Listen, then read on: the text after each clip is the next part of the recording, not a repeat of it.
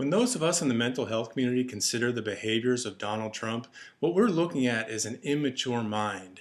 And you can argue, and it's going to be debated for years, whether this immature mind is because of frontal lobe dementia or because of his psychopathology, but that's not what we're here to talk about today. What we're here to talk about today are the observable behaviors that we can see in this president, whether it's through his tweets or through the interviews that we see on TV. You're talking about an immature mind. You're talking about a mind that does not have logic and reason and whose thought processes are based strictly on emotion. In psychology, we call this impressionistic thinking. It's a thinking that is based on emotion, based on how you feel in that moment.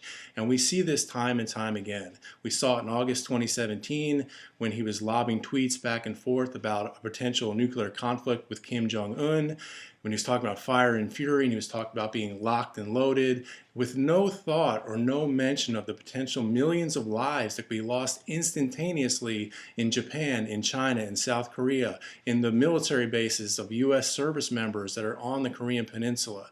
You saw it again in the Lester Holt interview when he basically said he fired Comey because of the Russia thing. These are all responses that are based on impressionistic thinking. There's no logic, there's no reason. And we saw it again this morning in this tweet about Russia and the Syria situation and the potential of us launching missiles against Syria. And he described these missiles in what we call two-dimensional or concrete terms. He talked about them being nice and new and smart. And these are not the way you usually describe potentially devastating weapons. And so my advice to Mueller would be, if you get the chance to sit down and talk to this president, would be to simply start by saying, Donald, how's it going today? And leave it open-ended like that, because he's going to base his response on emotion, he's going to base it on how he feels in that moment, and he's likely going to incriminate himself, and he's likely going to say something that gets him into a lot of trouble.